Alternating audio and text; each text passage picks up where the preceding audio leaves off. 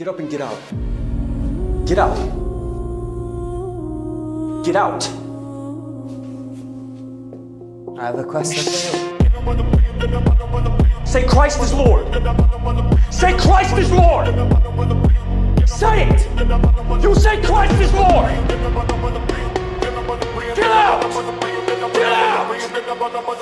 Christ is Lord.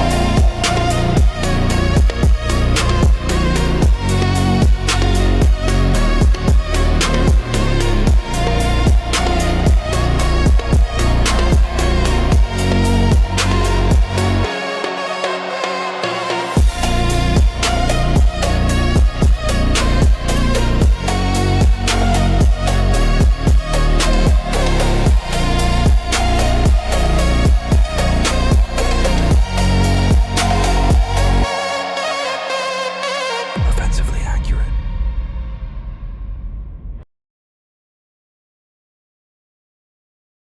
Hello, and welcome in. Probably not going to be another episode of Offensively Accurate, but I am your host, Atlas Thugged, and welcome in. This is going to be a bit of a Q&A. This is what we're going to do today, and forgive the pastor get up. Looks a little bit pastorly, but I liked it. I thought it looked pretty clean. So what I'm going to do is I am going to host an X space. I'm going to put that up immediately. I'm going to get that hooked up on X, and we're going to push that out there. We'll get people in there as soon as we can. Yeah, W voice crack. Yeah, people get so mad at my voice. It's something, isn't it? So let's go ahead and do that. I'm going to go ahead and open this on X over here. Now, hopefully this works. Hopefully this operates the way we would like it to. But we are going to bring everybody up. Any questions at all? Because let's be honest, people did not like the last video that I had made. And I think the funny thing with that actually is just unfortunately the aspect of, I thought it was very mild. I get the thumbnail and the headline, maybe a bit clickbaity, if you will, but I didn't think it was clickbaity. It was meant to draw emotions. And the other thing too is I did just finish recording an episode with Outside the Overton. It's going to be a bit of a pre-record. You guys will be able to catch that tomorrow with Outside the Overton. I won't spoil too much, but you will be able to see me there tomorrow on a premiere episode with them. And I think Josh will be there too, but I think Zeb will not be. But back to what we're here for. We're going to do a bit of Q&A. You guys can fire them in the comments if you want to as well. Any questions as you pertain. I mean, heck, any kind of, insults, sure, but if any kind of arguments you have against what was said, as it pertains to the letter, as it pertains to Candace, as it pertains to any one of these elements, I want to know what your issue is with the current narrative. Where are we at? Where is my audience at? Where is the community at? What do you have issues with what I think? What do you have issues with the general kind of narrative? And that's what we're going to go ahead and tackle today. So I'm going to set this up, and I've not done it in a hot minute. So here we go. Create my space. Only people I invite to speak. We can do everybody, actually. It's going to be offensively accurate. Come yell at me about Candace or something. I guess we'll go ahead and record it too, and I will go ahead and start this, actually. Who can speak? Only people I invite to speak, actually. We're going to do that now. Let's try this. Let's see. Allow while visiting the site. Yes, microphone is in use, and I can take myself off of there. So if you guys want to come in and also be heard here on this as well, definitely do so. I'll keep it open. I'll keep my eye out for people who come in. We'll start here. Jackson 1 says, to be honest, that letter from BB seems suspect. It's about as trustworthy as the Troon letter. So that's what I would add. And maybe I didn't do enough of leaving that caveat there, but it was in the conclusion of the video. I did say that, which is if they can only bring and produce the version of the letter from Netanyahu's side, people are still going to not believe it. They're going to need to be able to actually produce it from Charlie Kirk's end, corroborate it, and show that, hey, both of these letters are the same thing if they can. If it's in Charlie's sent emails or something there. The issue is I've already seen this, and I highlighted this exact post in that video, which was, I believe it's from MJ Truth Ultra, and they are a very, very prominent account on X. You know, they're kind of in the line of like Gorilla, PNW Gorilla, not PNW Gorilla, but a few different ones that are in that element, if you will, the conspiratorial, and they, and even they, uh,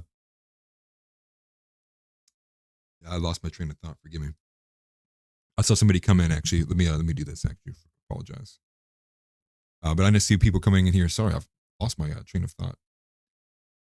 Are there people in this space right now? I saw Gary Winthrop come in there a couple of times. If he would like to, he might not know. He might not be following the stream here. But on that line, though, they need to be able to produce it. I brought up MJ Truth Ultra because he had this admission in there, which was even if Erica Kirk said this letter was true, he wouldn't believe it. And I had said, I think in there's an admission. And this is kind of what I've been saying this entire time is we are in this era of zero trust systems. No one trusts anything. So at what point then, if you can't trust anyone, there's no one that could tell you. Basically, that's kind of the point they're being made, which is no one could tell me, right? No one could possibly tell me this letter was real. Okay, but what if it was? And if no one could convince you of that, I mean, like that's kind of, if we're making this kind of clean break from logic and reason and just trust in general, I mean, there's kind of even no point in persuading anymore. If you kind of admit that no one could convince you otherwise, we've kind of reached the end of the road, then, haven't we? I'll catch a couple more of these here. It does seem unlikely. I do agree with that. I was just saying, I think that would help. You know, that would obviously help kind of mute a bit more of this kind of motive there, because that's the reason why it's important. That this letter is important because it is a strong counter to the idea that Charlie was having this change of heart. He was pivoting away from Israel, and everything in this letter kind of, speaks to the opposite of that. And again, there's a bit that I kind of say on this episode we recorded for tomorrow with OTO that does fall in those elements. I'm not seeing anybody join the space, probably because I'm muted in there too. I'll go ahead and unmute myself, actually. Let me just do that. So if people come in, they can hear me talking literally to myself. But let's go to one of these next ones here. Oy vey. Yeah, oy vey. Candace, trust me, bro, Owens. And let me take a second to talk on this element, if you will, because this element I think has to be brought up, which was she basically in this last live, which I only saw a small portion of, so I will admit that, but I've seen some of these clips from it, and she basically kind of doesn't spend much time on the letter, but moves to more of these. Charlie had said this in the last 48 hours, so I'd heard, and he goes to a lot of hearsay, and that's kind of the oddity here, the illogical nonsense, which is here's one camp producing a letter, and sure, you can say the source isn't trustworthy, but at least it's something. And what do you have from Candace is a lot of like, well, I heard and they told me, and many of you probably already saw this, but Mr. What's his name, Phil Lyman, put like a whole hour response video together because a lot of the stuff she was saying was just wrong. Now, I still think Phil Lyman is creepy, but no joke. I mean, let's put this on screen here for a second. Look how insane this is. This is not investigative in by any stretch of the definition. I'll put this on screen here. This is from some random account. It's getting a few likes, but quoting Phil Lyman's response to her. So she gets a tip that this guy changed his clothes at Lyman Branch's house. Okay. And so she investigates it and questions it as if he's related to Phil Lyman. And so I won't show it in here because I don't know what the timestamp is. But Phil Lyman makes the point of like, oh, Candace Owens? Oh, let me go. Oh, are you related to Owen Wilson? Are you related to Owen Schroyer? Are you related to? And so, I mean, that's obviously extremely nonsensical. You wouldn't give that any ounce of anything. It looks like I do have Timothy in here. I'll go ahead and invite Timothy up to speak. He might not know that I'm live right now, but I will see if Timothy wants to come up to speak. I'll at least give him the invite here. I think that's how I do it. Forgive me, it's been so long since I've done anything with X Spaces, but it looks like you might be in there, might want to come up. Or you might just be confused why I'm just talking to myself in here. But yes, we are live on YouTube. Everyone is in here watching. I'm going to say that now in case anybody comes in here and thinks that it's just on X. So we are live streaming everything here to YouTube as well. But I kind of put the space there for anybody, and that includes anybody watching even right now, who would like to come in and kind of give their take over just this new development we have in this story. It looks like we also have the real APAC is in here as well. Let me go ahead and give you an invite here too, brother. And also definitely make sure you follow the real APAC. This is one of the better ones on our side. He makes some great videos, specifically in the element of state by state, looking at these APAC donations coming in. And I think it's funny because when the real APAC comments on a lot of my videos, people get confused and they do think that that this individual is actually involved with APAC, and that people get confused. They think I'm paid by Israel or something. But I kind of lost that. I did send the invite to the real APAC. He can come up whenever he wants to. And definitely make sure you smash the like button, subscribe, or if you have not already, help us tremendously. Let me grab a couple more of these. Let's see. From Jason M. Schmidt, he says it doesn't match what he was saying publicly, but that means almost nothing. Charlie was duplicitous. Candace is a disinfo agent sent to make people near this space look crazy with her ridiculous theories. And that is a large element here, which is even, if we just go back like 2 months, right? Let's go even away from the Charlie element of the story. The point does stand because a lot of what people kind of push back when you talk about Israel and you want to go down the rabbit hole with that and just how unbelievable a lot of those claims will come to be for people who are in the mainstream, there's an element of you have to know your audience. You have to know what your optics are. And it's in that light that knowing what your optics are would mean you would also not have a series about, is Brigitte Macron actually a man or a woman? Is the moon even real? Did we land on the moon?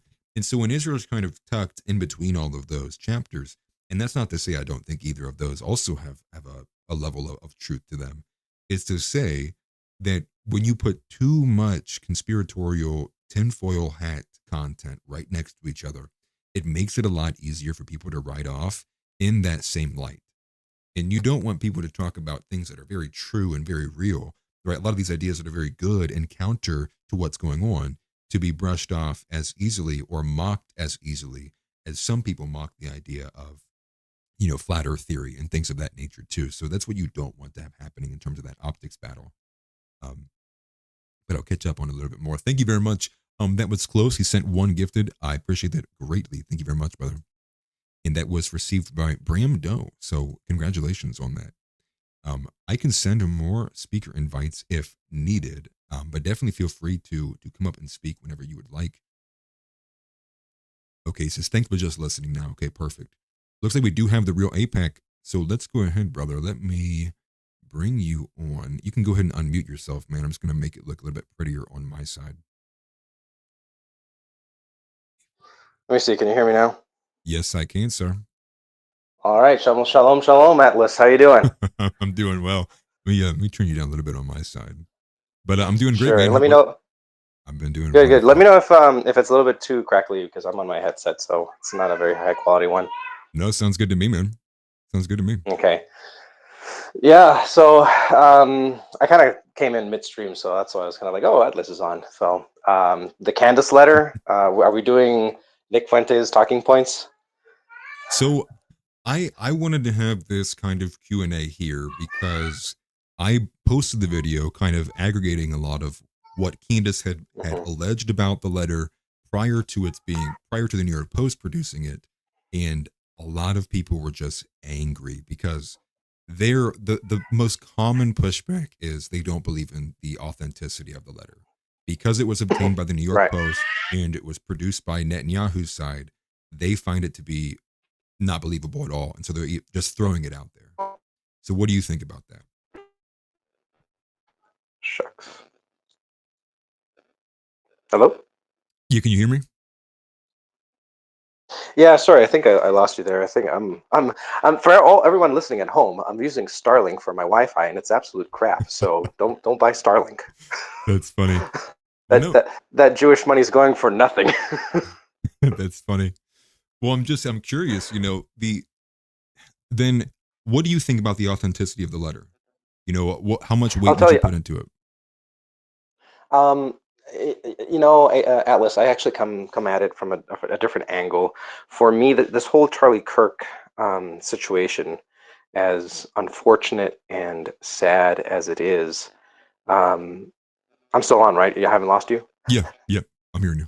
Okay. As sad as unfortunate as it is, um, it ultimately ends up working to the service of the pro-Israel lobby.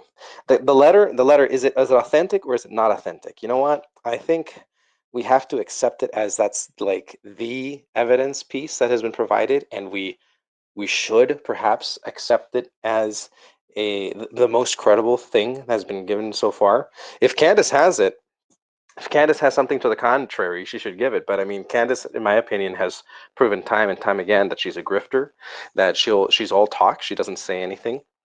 I mean, I listened to Nick's show last night, and I think he made the comment. I didn't watch Candace, but she made that she said basically that she brushes it away and that no, I actually have 40, I have proof that 48 hours before he was killed that he had gone hard against Israel. I'm like, you know what, that's the kind of talk that bullshitters use. That's the kind of talk that people who are there for money and for influence say. So I don't buy at all what she has to say. But to my point in regards to the Charlie effect here, this is ultimately going to benefit the Project Esther, um, the pushing of Project Esther, which you did a great show on. Um, I mean, I know that just today, I don't know if you saw, the Cash Patel and the ADL had a breakup. Cash is like, we're Mhm. no longer working together. But I for my part, I saw that announcement. And I was like, you know what? They're gonna break up. The ADL will be like, oh I'm so sorry, mea culpa, mea culpa. They'll hand over the glossary of extremism to like the Gideon Project or to like Palantir, and they'll be able to sift through it, using AI, and then now they're gonna make up, and then it's just gonna be back to our usual programming, for our Right. pro-Israeli overlords. Well, so that's what one of the first things that I had said. One of the very first things that I had said was, regardless of who you think did it or anything, it's clear Mhm. when you saw some of the language from Pam Bondi, from Donald Trump, and then also Mhm. backed up from Section 230, right, between Kash Patel and Jared Moskowski. Absolutely. They're all talking about clamping down on speech. And Oh what do you yeah. see happen now? Well, now TikTok's owned by Israel. I think it was Larry Ellison, Hmm. or was his son who bought it? Yeah. And It was David Ellison, I think it was. I think that yeah, was David the name. Ellison. But yeah. And it's odd because now we're getting mixed signals. And so that's kind of the way I was looking at it. Like now we're getting a bit of mixed signals because not only is Israel now owned, or TikTok's now owned by Israel, they're clearly coming after X. You see those screenshots flooding all over the timeline, right? There's all of these articles now being pushed out. We need to ban. We should ban this. We should ban this. Look at all this anti-Semitism. But addition to that is, what was it? What Trump is now, stern to Netanyahu about this deal, and that we're going to be done with you if not. And then same thing with this ADL story. But the ADL story is not in the light of Israel. It's just in the light of they had a really bad, very uncharitable, definition or description of what TPUSA was in Charlie Kirk. And so again, it's more of the same, right? It's more of this. It's more of this theater. It's bread and circuses. And while we dance and argue and infight, we are losing our ability to speak freely. And one of those bastions is now gone, TikTok, and now really is just X as being the last one left. Yeah, and as I was listening to you, it's like an image came to my mind. A thought, and it's kind of what's going on with the foreign and Israeli influence is kind of like molting. Like how bugs shed their skin and they either become a new form of their own self. A nymph to an actual adult bug, or dare I say, an infant parasite to an adult parasite. Um, the if you noticed, they are getting rid of the old things that we have typically associated with Zionism, or the things that the Jews were associated and controlling. Where they're going hard after the hard left. Okay, they're going hard after the hard left. They're going hard after the old media. Okay, they're going hard after those things that were considered traditionally Jewish establishments of power and influence, but they're getting in through new establishments of influence, such as social media, TikTok, the new way they're conducting Hasbara. I mean, we all heard this past week how Netanyahu was meeting with influencers and apparently paying them $6,000, $7,000 a post, to Mhm. promote their views. That's new. That is a new campaign, and of course, a lot of it is revealed in Charlie Kirk's letter. Where he's complaining that I'm doing all the heavy lifting. I'm doing all the heavy lifting, Right. and here we are, um, what he wanted to get done actually taking place. Right. And that's kind of a good way to look at it too, which is in the same way they're kind of, I would say manufacturing consensus, but they're basically leveraging this event to kind of convince a lot more of the conservatives to be for censoring speech. They're doing it in the light of look at these left wingers, right? Look at them celebrating and dancing on the grave of Charlie Kirk. And Oh, on the other are you side are of it, you are you pushing dancing Israelis, Atlas? no, no, come on. Are you insinuating dancing Israelis? How could you? No, I think it was. I'm going to take the words of Netanyahu, and it was actually Palestinians who were dancing on the rooftop. Believe it or not, Oh, that's better. That's better, Atlas. right? Much better. Do I still get my $6,000? Don't worry, it's in the mail, Well, and your mail-in wife too. well, and get this, and I'm curious if anybody knows anything about this. I only caught this in one of my comments, and I wanted to actually explore it a bit more. But somebody had said that there was a second secret meeting similar to the one that Tim Pool got blasted for that Tim Pool went to again. So I don't know if anybody I knows wouldn't be about that. surprised. But again, another one of these Chatham House rules, like, don't tell the press anything about the meeting. And you see the what is it? I think Farah now, somebody posted a receipt from Farah that Israel's already paid about $1 million from July until December of this year alone for more influencers to push propaganda. And I'm not surprised. I mean, we had Trump's old campaign manager register under FARA. yeah, right. That's what was his name? Parscale, Brad Parscale. That's his I name. think so, yeah. Yeah, registering as a. I mean, that's insane. I mean, imagine being born in this country and then you're gonna sign yourself up as an agent for another. I mean, like the the out group preference and the willingness to shed your American identity for anything else is I don't understand it. I don't get that draw. I don't. And truly, he's kind of getting the the rebuke publicly that he deserves. Even people who I wouldn't normally expect to be attacking him for it are attacking him for that. Right, right. No, it's insane. Honestly, I think I'm not black pilled. I have my faith and hope in our Lord Jesus Christ and His Holy Catholic Church, but boy, but man, we live in a time. We live in a time like when you've got the Jews grabbing everyone by the what's. It's. I mean, again, kind of like drifting. I had to pull from your original topic, but it's just everything is just so interconnected. I mean, we just saw a huge amount of our combat aircraft and bombers head over to Qatar, and I don't know if you saw. Did you see that there was an executive order from Trump saying that an attack on Qatar is an attack on the United States? I did not see that, but I saw that it was Okay, what the USS Geraldo just made it through the Gibraltar. It's like heading towards the Middle yeah. East. Look up when you have a time, and maybe when I get off the call, look up the executive order regarding Qatar, and it's basically that the U.S. will protect Qatar if it gets attacked.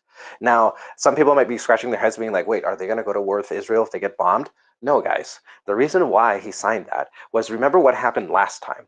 Last time, Israel bombed, and then we bombed, and then Iran sent a salutary, formal uh, rocket show to Qatar to bomb the airbase there.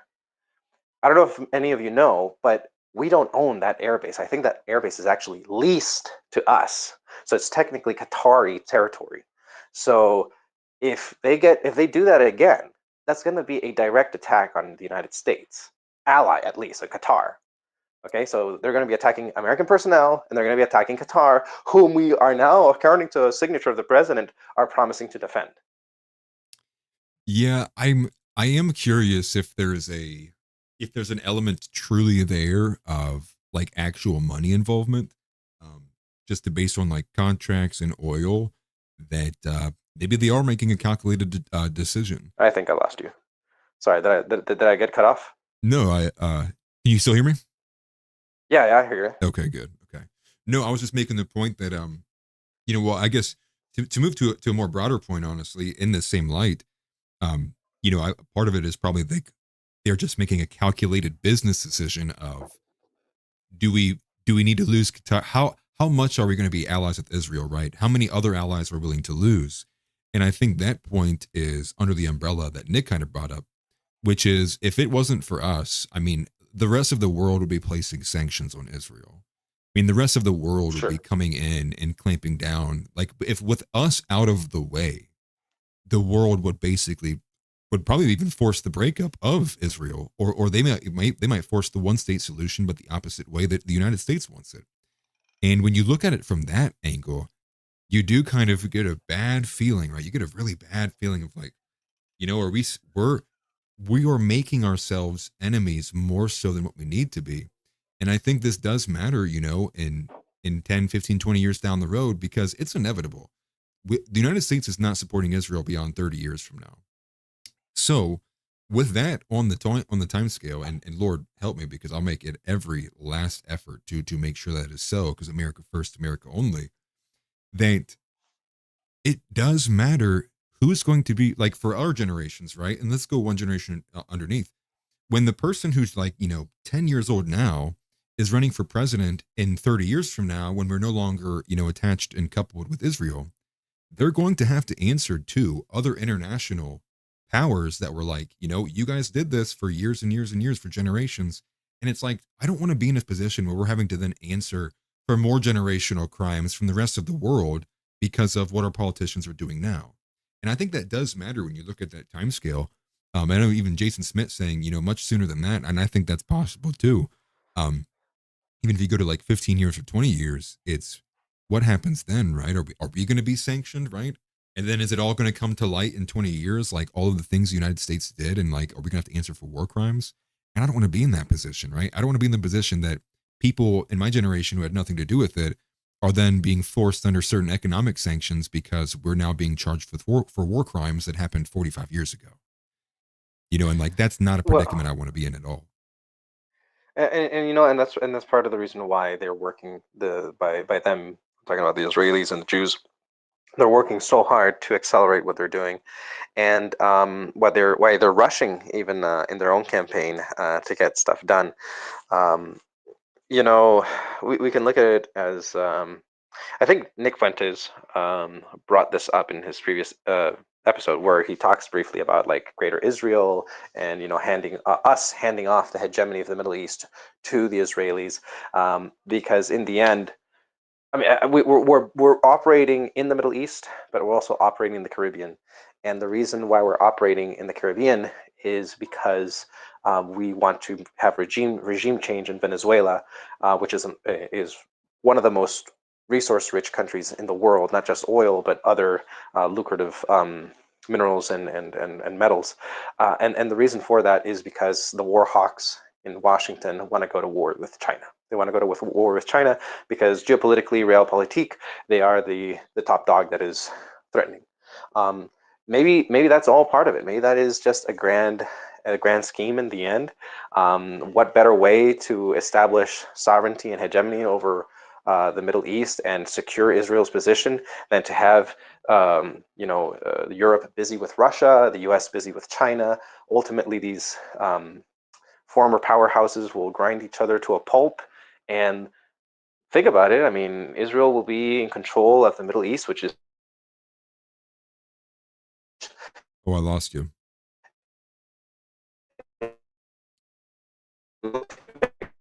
I lost it's you really full bad. of people that are very capable with new technologies. Um, you have a petroleum tech-based economy there if it becomes a superpower in the region. And I'm sure that we'll find out that there's valuable minerals in the Middle East after the Israelis. Well, brother, I'm losing you really badly. I'm going to send you back down and pull you back up. Hopefully you can hear me. How do I do that?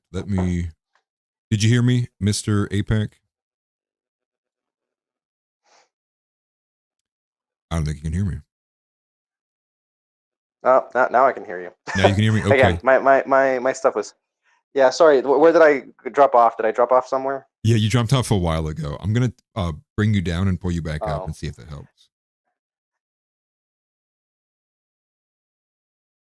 Let me try this. It could just be X having issues, to be honest. But we'll see if that All right. works. How about now? Yeah, sounds better now. Okay. I guess the long and skinny of it is that I believe that we're going to war with. We're going to have our little scuffle in the Middle East. We're going to go move on and leave the Middle East to Israel. We're going to go and fight in Venezuela, clean them out, take that resource over there, go to China, destroy ourselves, have Europe destroy itself with Russia. Israel will be the intact nation because they have everything that they need. They have intellectuals, they have resources, they have money, they have the system. And then comes the Antichrist. I don't know. Right. Well, I guess to end before you go, I guess I'll ask you this then: who killed Charlie Kirk? Who killed Charlie Kirk? Yep.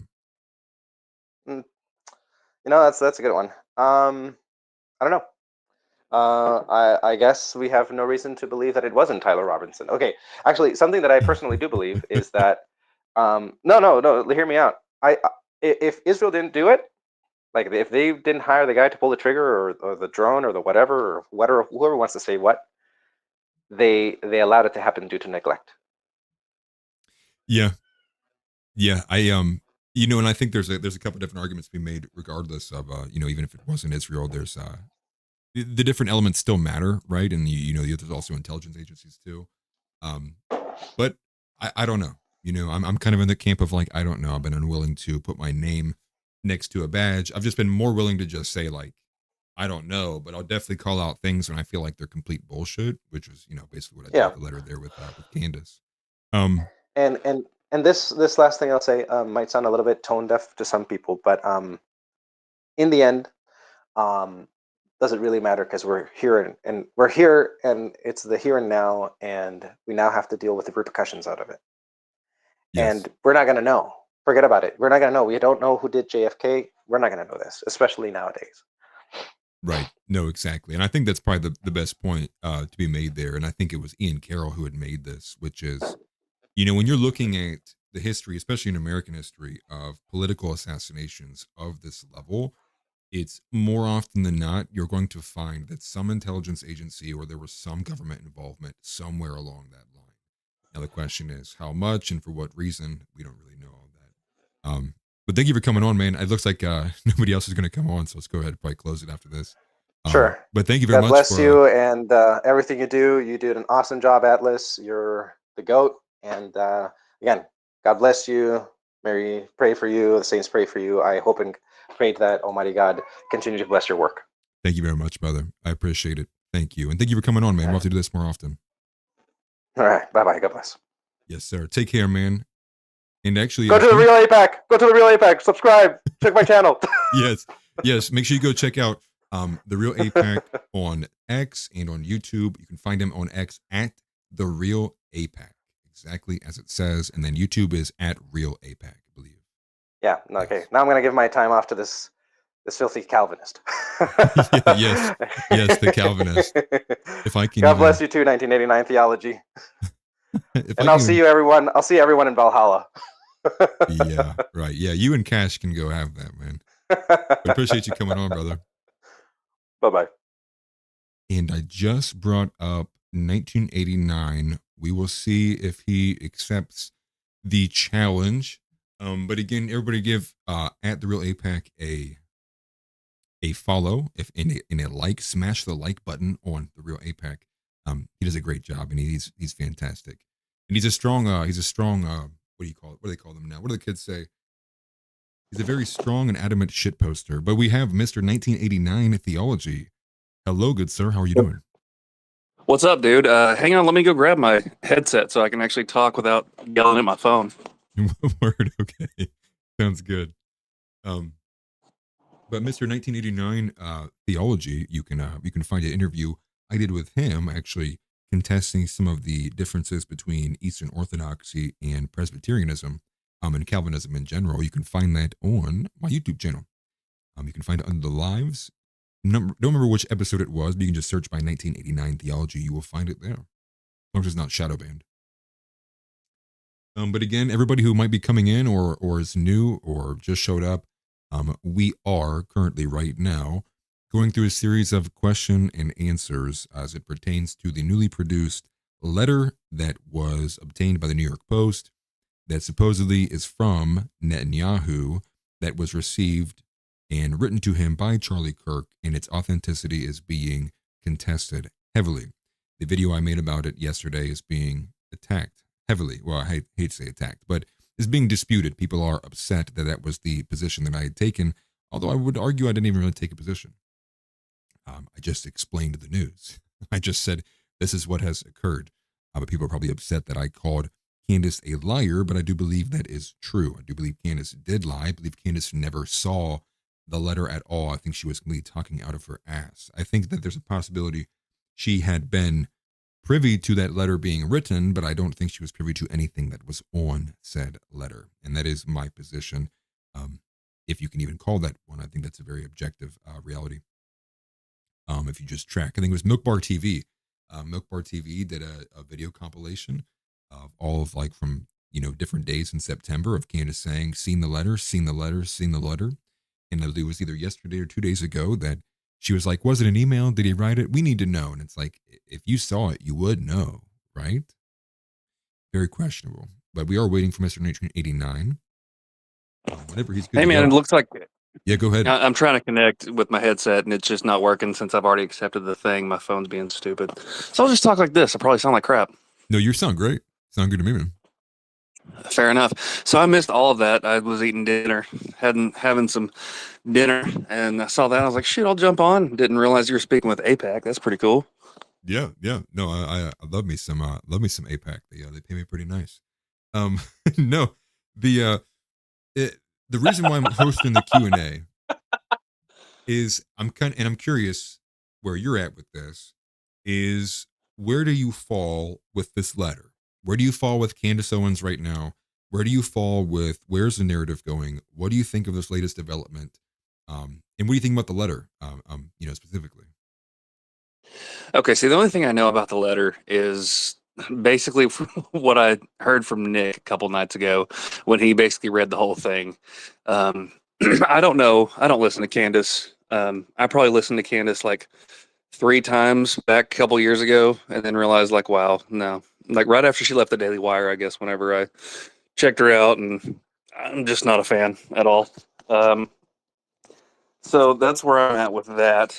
The letter, I mean, it seems genuine that Charlie would write that to Netanyahu, honestly, given with what we know about it.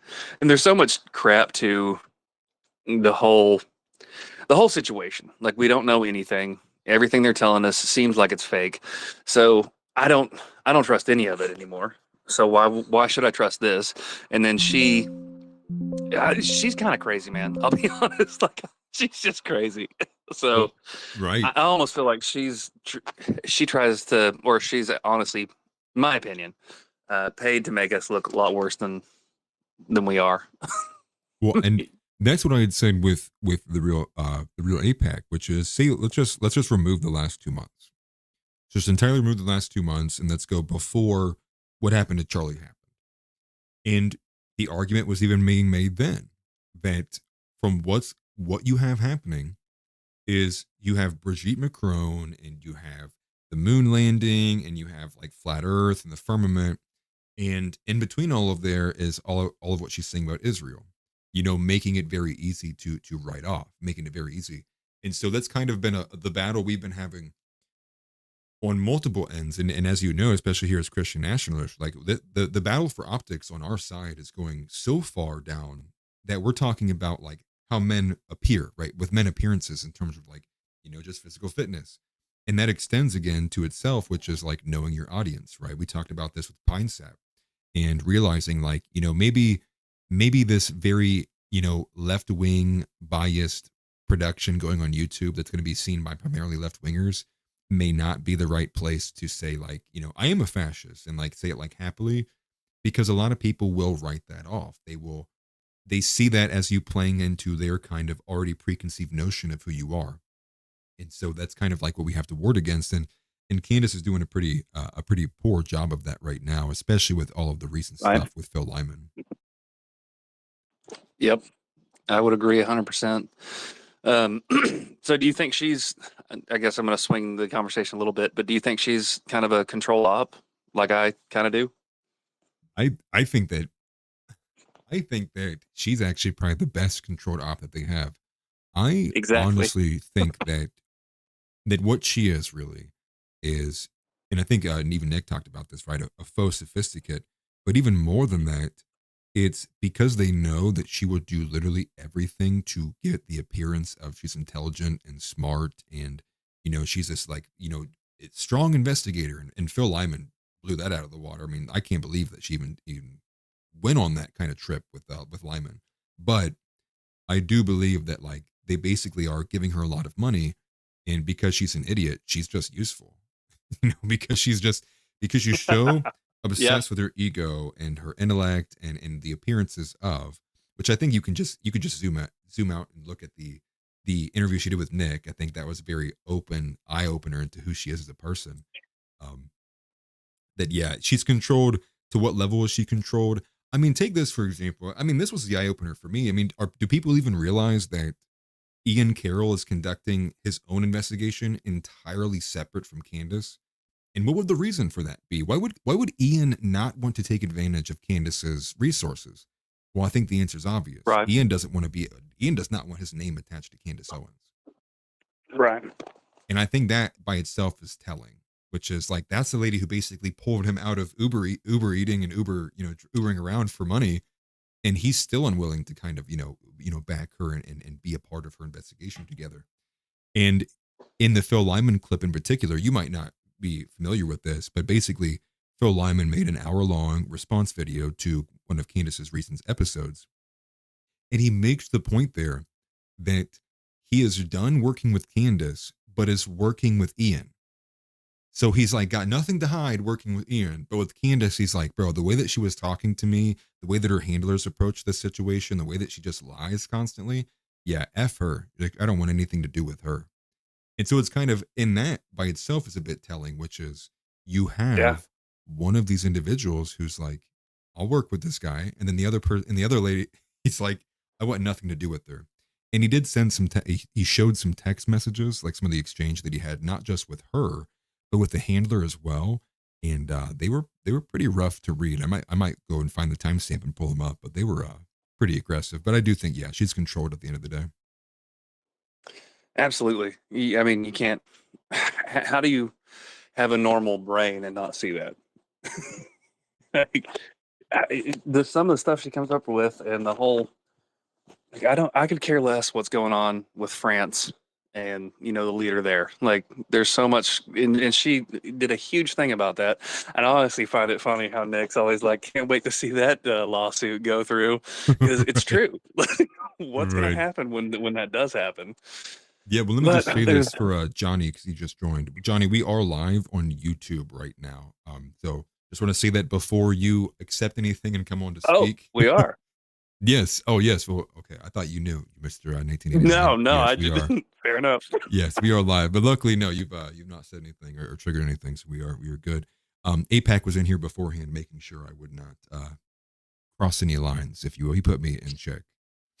We appreciate Gotcha. it. No, I didn't know we were on YouTube. That's cool. I'm glad I didn't, say what I was thinking. Yeah. Well, I guess what I would say is the reason why I wanted to do this and open it up for the audience too was I was not expecting, I guess maybe a better way to say this, I didn't realize a lot of people in my audience were very staunch Candace fans or Candace stands, whatever you want to say. My recent video, Really? as well as it's done, or say as well it's done, it's about average. I think I've broke even.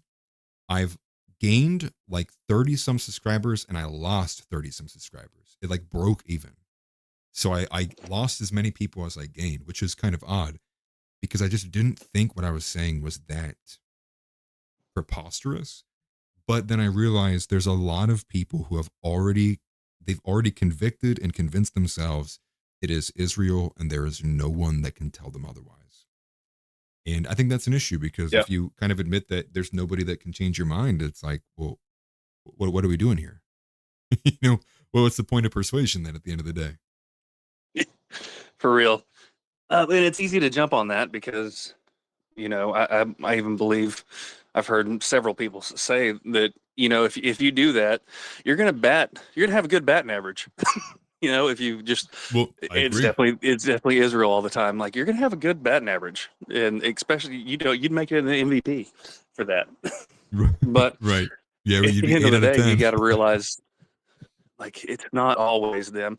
And, I don't know.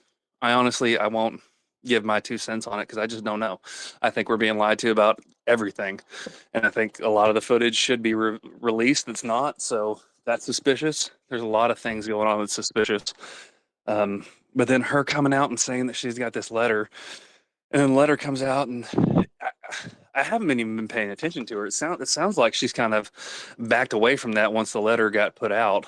Um, is that what kind of happened, Alice?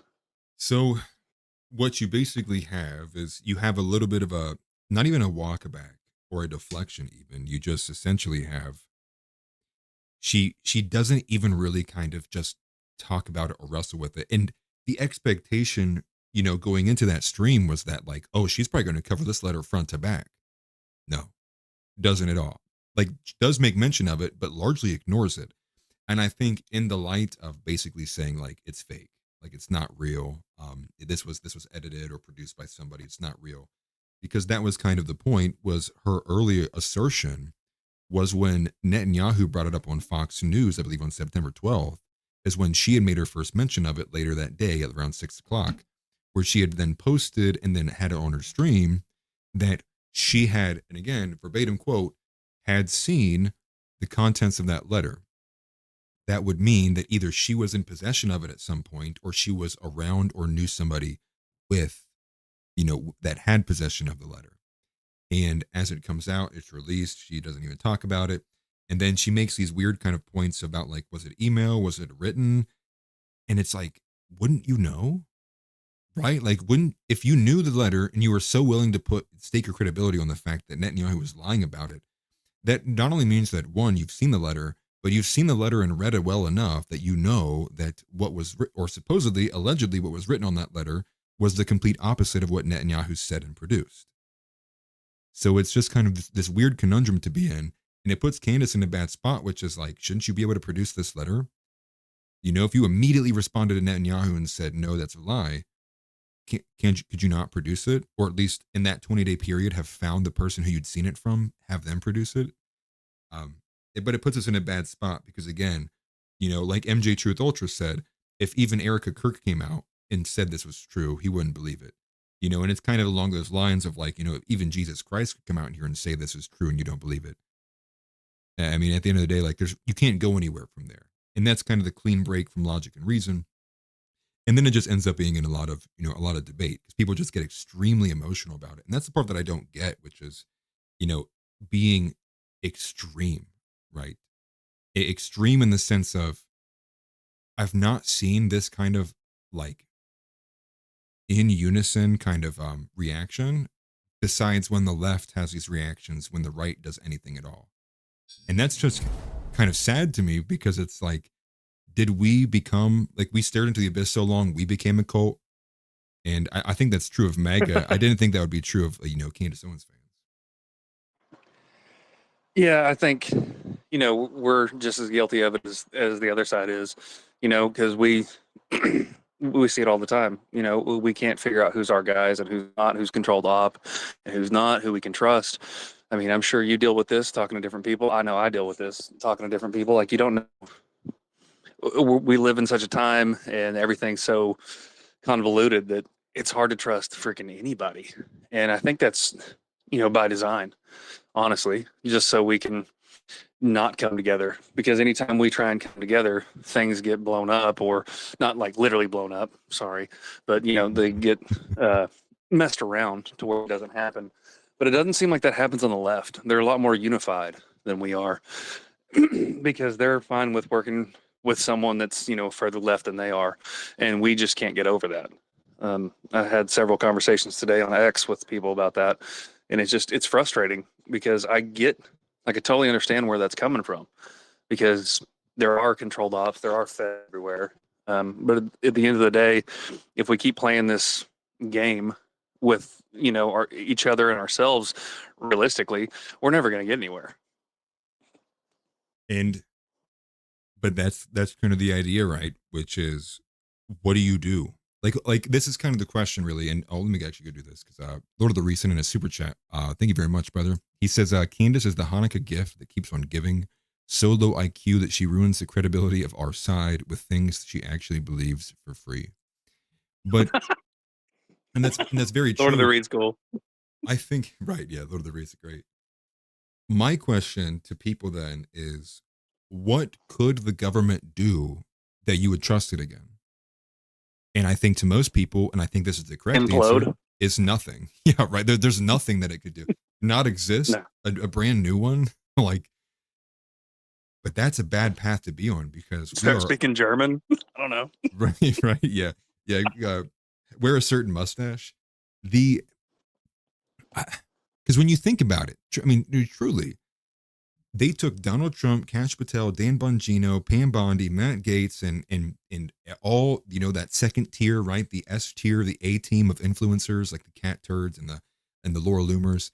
They took every single one of those people, and we still don't trust them. They basically, and I've said this multiple times, they skin grafted as much credibility as they possibly could on this broken machine that is our government.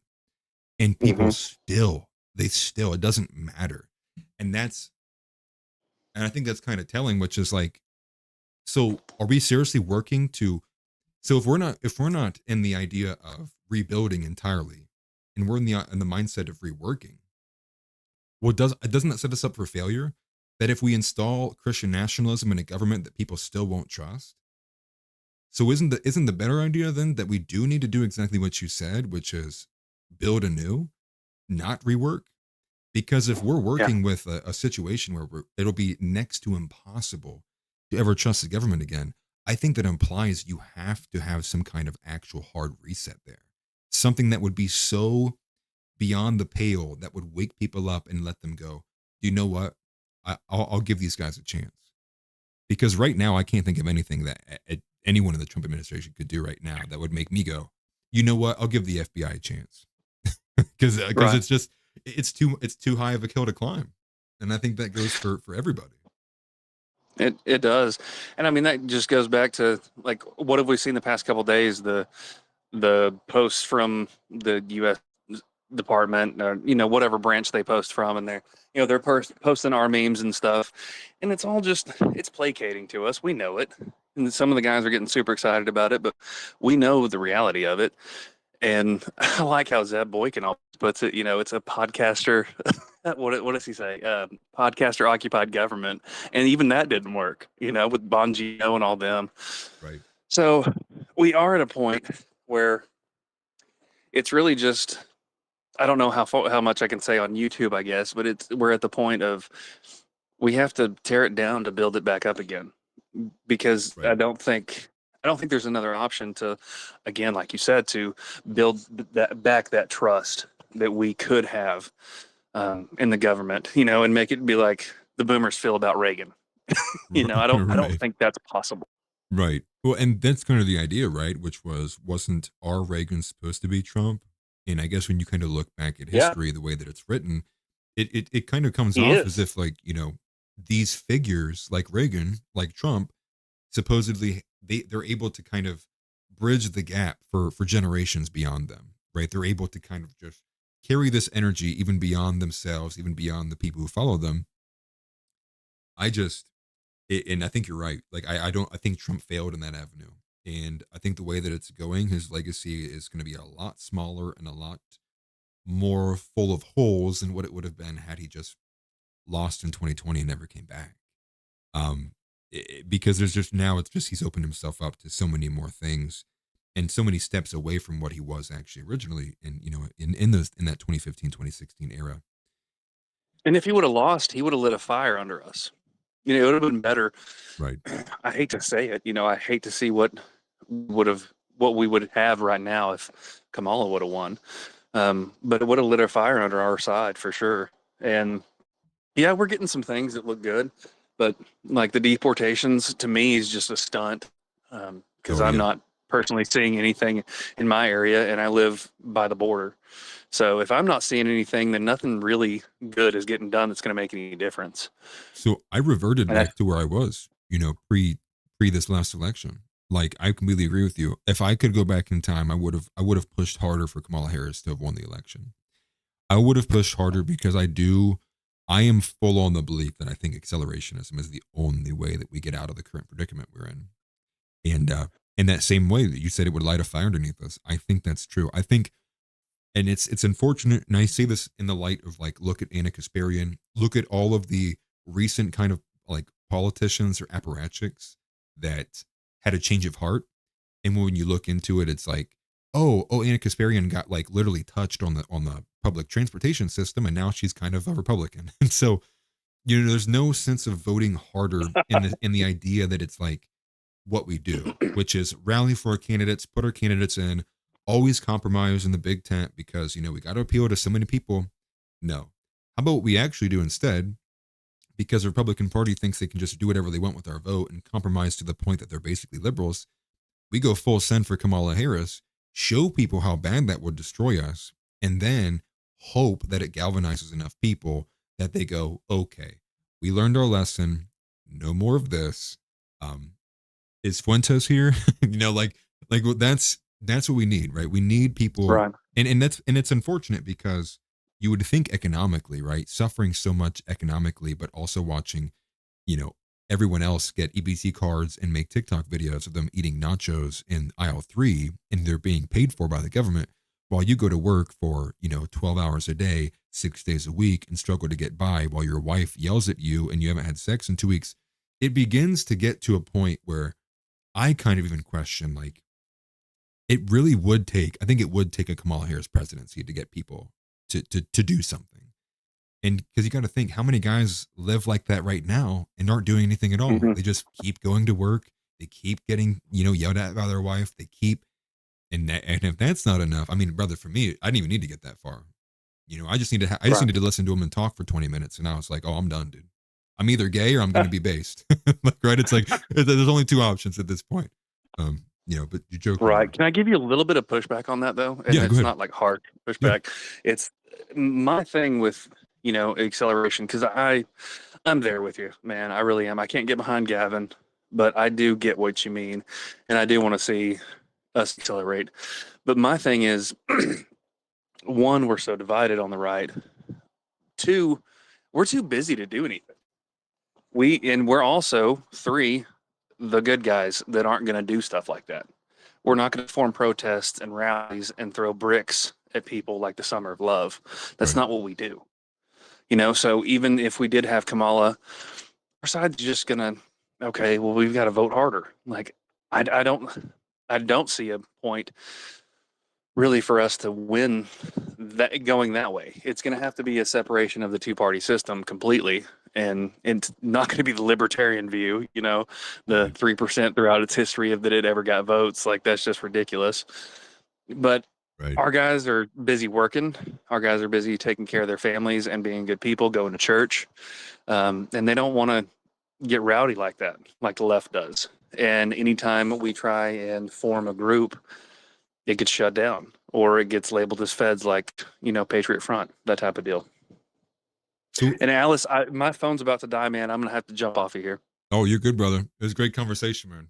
Thank you very much for coming Thanks for having me on here, dude. I'm gonna be listening. Like I said, I didn't know this was on YouTube. So cool for having me on. Take care, brother, and God bless you, man. Hey, I appreciate you. God bless you too, man. Take it easy. You too, bud. Yeah, that was great. There was 1989 Theology. You guys can find him on X. and I believe he started a YouTube here recently. I'm positive that he did, but I know he's most active on 19 or on X. You can find him 1989 Theology. Let me go to the watch page. I'll click on his name here. This is him right here at 1989 Theology, husband, father, Christian nationalist. If you guys wanted to follow him, he does a lot of like reposting and boosting for both Outside the Overton and my channel as well. But I met him through Outside the Overton. He was one of the regular listeners there as well. I did send an invite to Johnny. He's been in here for a minute. Mr. Johnny Blacksmith, you are welcome to come up, or if you need me to send another invite, just reply or comment to this. I should be able to see it. But he does have a YouTube channel. Lord of the Wreath, thank you. His Rumble is linked here. Oh, there it is. YouTube.com at 1989 Theology. Let me get rid of that chat here. Zoom in. Zooming. Right there. Can't miss it. YouTube and Rumble at 1989 Theology. Make sure you subscribe to him there. He also has a pretty good episode with Mr. Mainstream Dissident, who I've not seen in chat for a while, but he does good content as well. I feel like I had a really good point I was going to say before 1989 dipped, and I cannot remember what that was. Let me zoom back out. Make sure I can put that back on screen. Okay, well, it is still open if anybody else wants to join. I'll leave it open for a little bit longer. People who don't know I'm live are probably so confused when I'm talking to myself. But there it is. What I guess I was going to say, because we were on the topic of accelerationism and not being able to get behind voting for Gavin Newsom, but also recognizing, well, what are we even getting from the other side?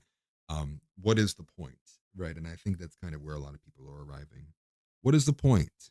What is the point? And that's what my response is going to be. What I think the point is. What I think the point is, and the reason why I'm pushing so hard for action among the people right now, is because every single one of us can recognize that there has not been a noticing, if you will, or an awakening to this level since maybe ever. And I think it would be imperative for us to do things for our children. And that, what I mean by that is being willing to plant the seeds for trees in which you will never sit beneath.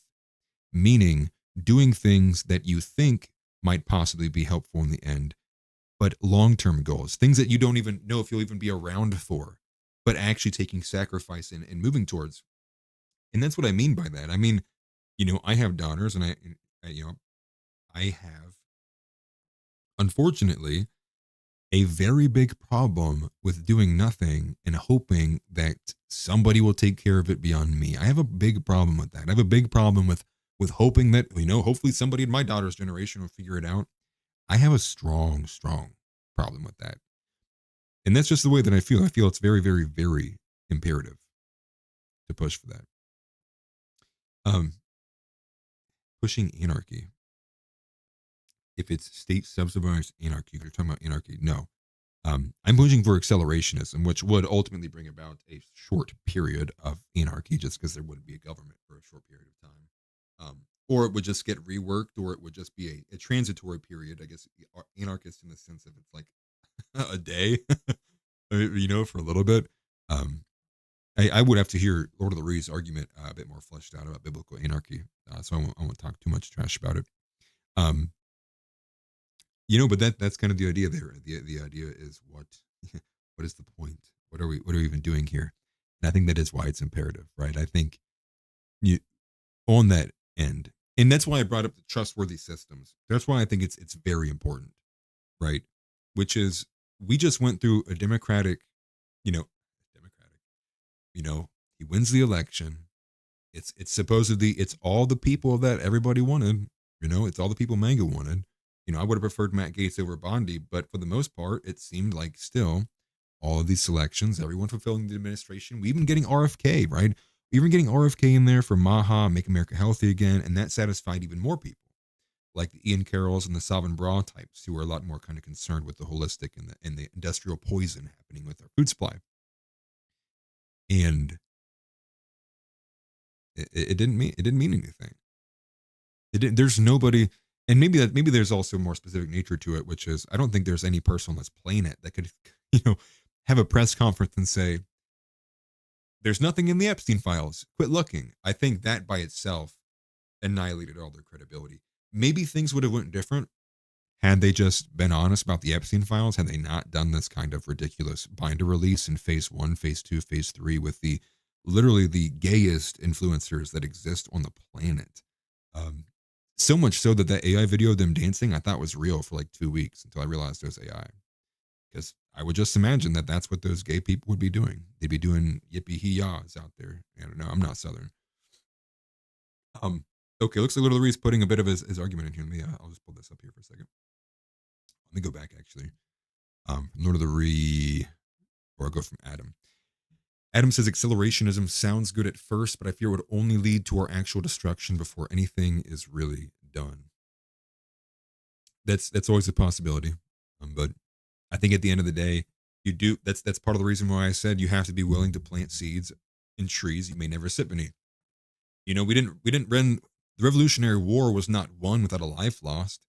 There were men there who were hoping they were going to make it back to their families. Then they never did. But they were willing to make that sacrifice knowing that there were other people who had their back that believed in the values that they did, hoping that they would carry that on. And so I get the risk element, and I do understand it's a bit different than revolutionary times, right? We're not working with flintlocks and rifles and we're wearing beavers on our foreheads like Lewis and Clark. I understand that. I understand that it's these control systems when Palantir and the AI, the way that it operates and the insane barrier to even begin to collectivize. I get that. I still think it's worth the risk. And then workhorse fabrication, so maybe a way of creating a database. Interesting. I don't know what that was in response to. Let's go to Lord of the Rings. It says tribalism without a state is still anarchism. It's like how Hitler's National Socialism is different than economic socialism. I would be a Christian nationalist if the state would let me, but it won't. Therefore, I oppose the state. Pretty simple. Interesting. Oh, I didn't notice that. Jason Smith said RFK Jr. organized a deal with Pfizer yesterday.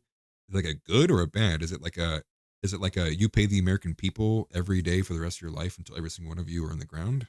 That's it. That'd be a good deal. Tactical Dish Soap says now people have to leak any files relating to Epstein, like all those emails that got leaked out. That's it, right? Have to. Full transparency, and some of that you'll never get back. Some of it's just like you're literally never going to get any of that back. And that's the other element too. Even with the Epstein files, we have the same problem, which is even if someone dumped 40,000 straight pages out, you'll still have people going, well, how do I know the Democrats didn't edit what's in there? How do I know you didn't just write all this in there? What do you do? If there's no person you can appeal to with trust, and all you're willing to say and believe are your own convictions that you yourself have to come to with your own intuition, it's like, I mean, I don't know where you go from there. That's pure tribalism. If everyone's just going to just retain where they're at and go, okay, nope, sorry, not for me. Don't care what new information you have. Sorry, keep that out of my purview. I'm just going to believe what I can see here. I don't know what you do with that. I really don't. You go to another one here. Oh, that was close. 667 says if you're going to have a revolution, you have to have some rebels. True. Like, dude, people died in Star Wars. Like, you can't have resistance. Like, it's just a risk, dude. And like, that's part of it. Like, not everybody is going to make it. It's just unfortunate. Adam said it was higher up. Oh, I see this. Workhorse Fabrication says, I was asking, with all the massive push of the noticing on social media, I'm feeling it's some form of psyop. I have all types of people I know that are noticing that I would have never thought. And this is kind of, in that same breath, this is kind of hand in hand with Nick Fuentes' rise, the same with a lot of others, right? You could say, Jake Shields, Lily Gaddis. There's a lot of kind of like recent people who've basically blown up over the last couple the last about 2 years, I would say, 2-3 years since October 7th. That's been a lot of these comments. And they see that the fact that YouTube's allowing a lot more of this on the platform, they go, anyone who's an OG in this space knows like, whoa, this is odd because, you even got what would get halfway close and you were gone. Your channel's nuked. And still some people even aren't allowed on the platform still, like Vincent James, and he's kind of been highlighting that there's a lot of individuals who still haven't been allowed on the platform. Okay, looks like Mainstream Dissonant is in the space here. I will, again, since I forgot to, it's 1989. We are live on YouTube Mainstream, so I'm going to say that before I give you a speaker invite, but I will send Mr. Mainstream an invite. And this is somebody, I'll put his profile up here in a second. How do I invite people? What am I doing? What do I do? How do I do the thing? Oh, there were replies to it. Oh, Johnny Blackman said, not sure what happened, having some connection issues. I'll catch you in another space. Okay. Mainstream, I'm inviting you up here. John, feel free to come back, brother. There we go. Request to speak. I'll get as good as Myron one day. Okay, so we have Mainstream Dissident on. I'll get his profile pulled up. So while you get my profile pulled up, are you telling me right now via this Twitter space I am live on the YouTube? You are live on the YouTube. Yes, you are live with me right now on Defensively Accurate, sir. How are you doing, man? I am doing it great this evening. I just got done recording on someone else's show, and I saw that my buddy TB, he was 1989 Theology. He was speaking in a space, and I said, well, that looks offensively accurate. So I clicked on it, and sure enough, here I am, my friend. Here I am. Hey, well, lovely to have you, man. Did you like the title? Come yell at me about Candace or something? Yeah, dude. Now I don't know if I could yell at Candace or yell about Candace as good as Nick does, but I'm just wondering what Brigitte Macron got going on under there. I'm wondering about that lawsuit. I'm wondering about a lot of things. I'm wondering whether she is in bed with intelligence agencies and she's a limited hangout and she's just trying to, be like, hey, guys, it's Israel. It's not all of them, or what she's doing. But yeah, that's all I really got about Candace on the top of my head. Word. Okay. So the reason why I'm hosting this, and looks like we got Blake in here, I'll send him an invite too here in a second. The reason why I'm hosting this is because I was not expecting the level of pushback that I got pertaining to the letter. So I'm kind of curious, what do you know about the letter that was obtained by the New York Post that was supposedly sent to Netanyahu from Charlie? Okay, so I do know about the letter, and just to clue the rest of the audience in, I have not been listening live on YouTube. I just stumbled upon this space, so this is completely off the cuff. I could totally 100% see Charlie writing that. It sounded genuine. It sounded like he was loving up on Israel, like we know that he always has done in his entire career. I could believe that it is real. Do I think there's a chance that it could be fake? Of course, it came from Netanyahu. It came from Israel itself. And of course, they would want to paint their number one superstar in a positive light. But the fact that there was anything negative in there at all, and knowing the narcissistic nature of Netanyahu, I would say that speaks to it being a real document. Now, do you think I'm missing the mark there, or has this already been hashed out? No, so you basically said the same thing that 1989 said at the very beginning, which was, it's very believable that Charlie wrote this letter, but the biggest caveat, which I even added this in the video, people must have just ignored it, is the fact that it did come from not only the New York Post, but it was produced from Netanyahu's side of the exchange. And so I had said, people are still going to hold back until they can corroborate that with Charlie's version of the letter. Right, because I imagine this is now going to move to, which what it already has, is people don't believe the authenticity of the letter. And secondarily, even if they think it's partly true, they might think it's edited in some way. So we would need to see the version that Charlie sent literally from his computer to corroborate, to show if there's any differences or if it's the same. And I think the bigger thing with that I talked about outside the Overton with as well, and I think Sam Parker has been on this theory, if you will, or on this angle, is he thinks after he read the letter, and I thought the same thing too. When you read the letter, there's a section as it gets to Iran, and there's another portion as well too, but definitely in the Iran section, section 6 of his recommendations to Netanyahu, he lets it be known that the reason why the Iran, information propaganda is falling flat to even conservatives is because of how, buckbroken we are with being lied to about the Middle East, being lied to about Middle East involvement, being lied to about weapons of mass destruction. And my first thought was like, does he not know who said weapons of mass destruction, like in Congress? Like, and funny enough, in the same exact debate, or not debate, the same exact speech where we got the undercover Goy or the undercover Groyper video from Josh Vaynernord, earlier in that speech, there's another person he's talking to, and I caught this just by chance. He blames Republicans for getting us into the Middle East. So then I'm kind of thinking, like, is there really a reality in which Charlie has never even once fact-checked any claim? Or is it because since he's been 18 years old from TPUSA, has he just been handled to such a degree that there's such a strong warding against any of that being even like legitimate, that maybe he just simply thinks that anyone who even begins to bring up Israel is like a hater or whatever? And so I'm like, Dude, maybe he's just a goober. Maybe he just isn't, he never looked into it. so I'll try to touch on a little everything that you just hit on. So you are 100% correct the way you started off. We do need corroboration, not only in this letter, but in every single aspect of this Kirk assassination. We need corroboration on, okay, what's the status of Tyler Robinson? We need the corroboration. Okay, I heard about a trapdoor that was actually real that he went under. And okay, so we need the full truth. Otherwise, guys like you and I and our viewers out here, we're just going to keep speculating, and we're going to be, of course, we're going to be, a lot of us are going to be blaming Israel. A lot of us are going to be blaming the CIA. Everyone's going to be playing the blame game until we see evidence that corroborates with other evidence.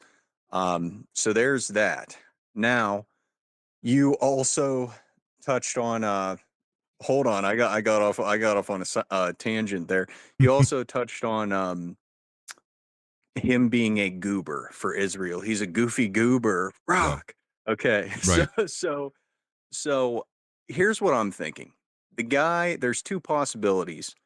The guy either, this is his bread and butter. This is his paycheck. I'm not going to go up to my boss and call him a dick and be like, expect him to give me a raise at the end of the day. Right. So I'm going to be super sweet and super nice and, oh, yeah, everything's fine. Israel's our best buddy. Either that, or the guy, he's a busy guy. He's networking. He's running Turning Point USA. He is trusting his sources to give him accurate information. This is where you see men like Trump also fail. They trust their sources to give them accurate information. So instead of being spurgs like a lot of us and going online and doing deep dives and doing our own research, instead of doing that, he says, all right, Israel first guy who I get all my news from, what's happening today? Right. And then he's just being fed a line of BS, which in turn he's feeding to the general public, similar to how they did like all the doctors pushing the prescriptions that they do, or the injections that they do. They're just hearing it from sources that they believe are credible and then giving it to the general public. It's similar to that. At least I would have to speculate. Yeah. No, and well, this has always been reported about Trump, right? Which is when you see these executive orders, or you see these, these rampant, Truth Social posts where he's going at somebody, it typically was because he saw something on Fox News and then he posted about it.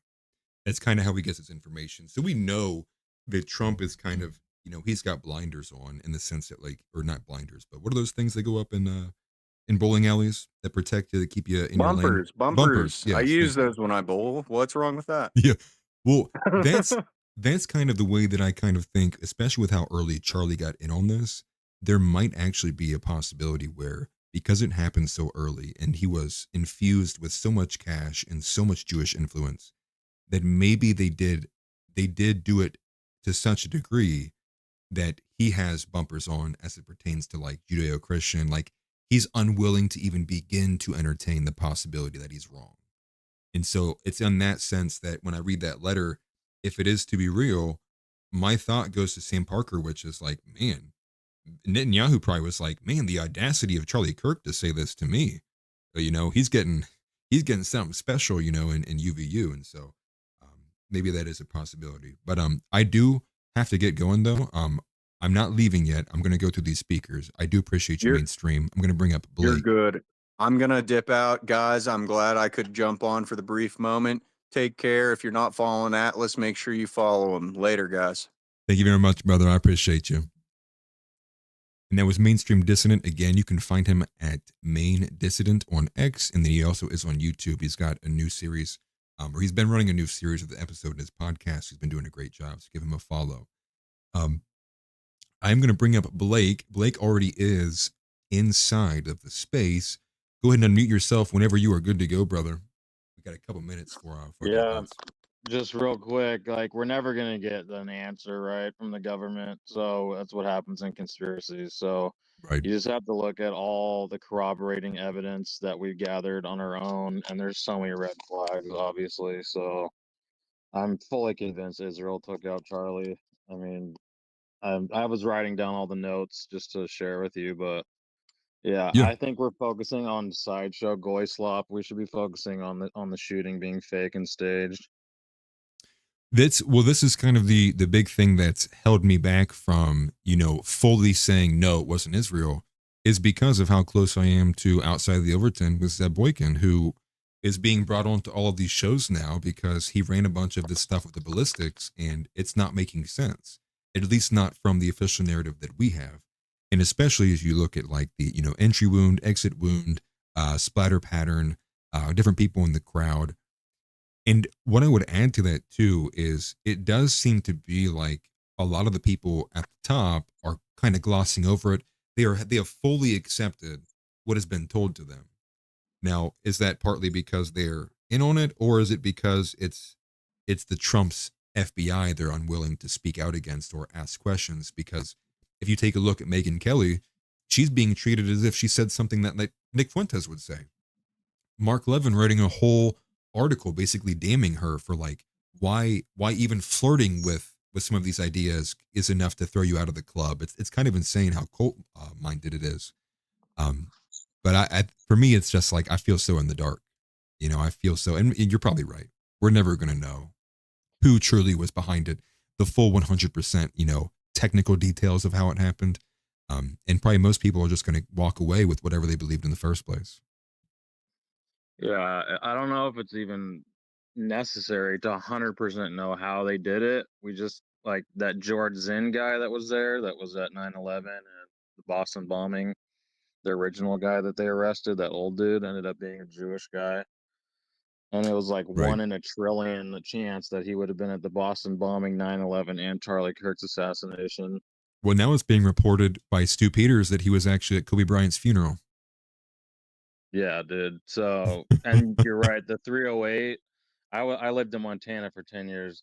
The loudest rifle I ever heard in my life was a 308. I didn't even, this hunter was shooting it at the range, and I was like, what the hell is that? It was a 308 for elk hunting, dude. So, this dude on YouTube was talking about that whole crowd would have been losing it, dude. That it would have been so loud, echoing in that small area.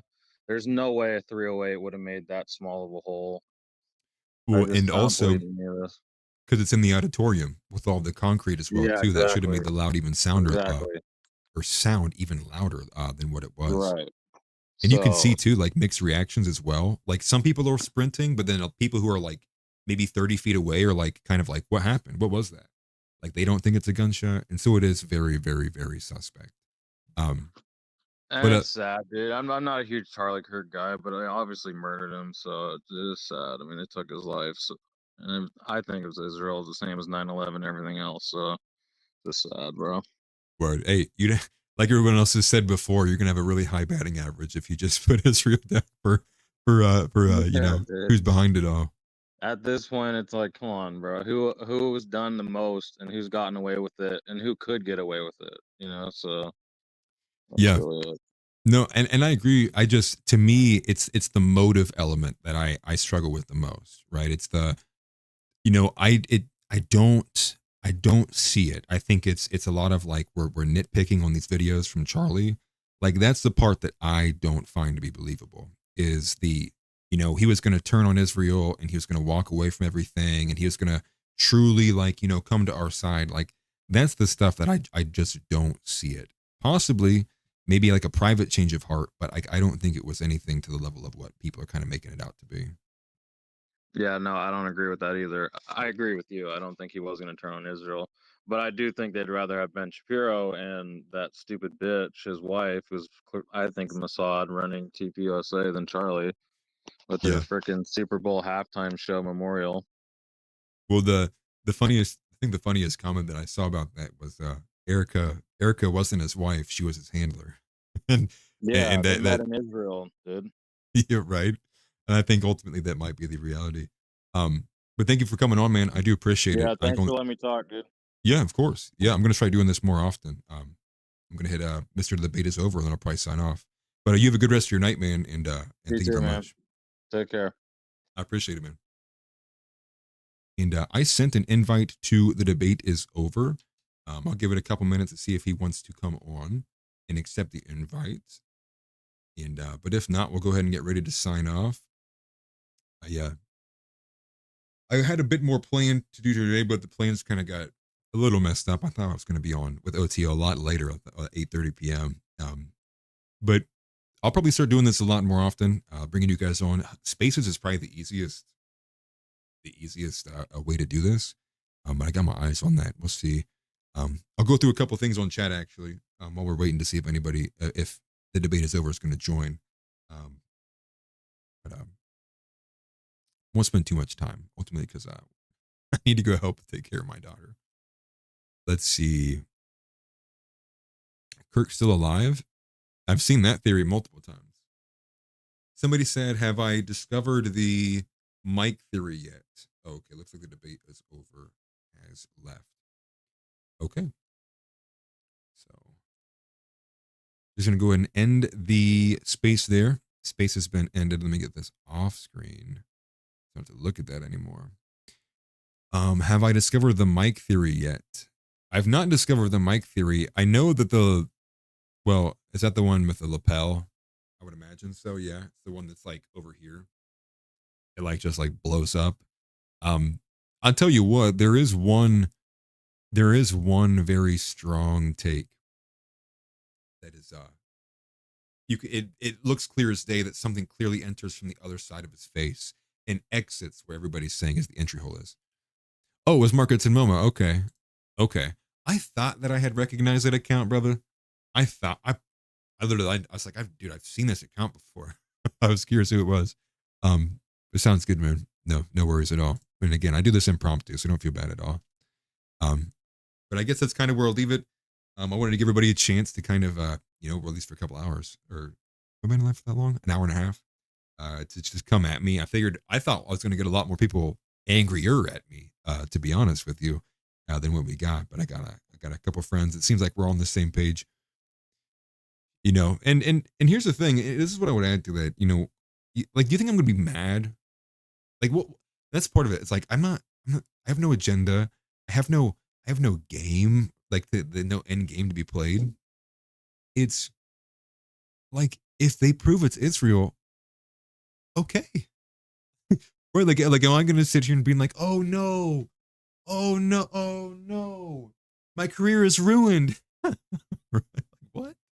Like, no, it just, I'm someone who I take the integrity of, being in this space to a high degree. And so it's not a good feeling when I feel like I got to make a video about Candace lying, but I do believe that she lied. I would say objectively, she did lie, especially about the letter and the contents, and that she definitely didn't see that. I think she was just kind of, she was making a gambler's bet, if you will. um, At the end of the day, you know, truth does matter, and I want to be as honest as I possibly can. But thank you guys very much. I do appreciate it greatly. And just given how the turnout was here, I'll probably do this a bit more. Maybe once a week, we'll get into a bit of a, you know, a more scheduled, a more scheduled kind of routine there. But thank you very much. I do appreciate it greatly. Everybody who was here, appreciate all the super chats, the donations, the conversation.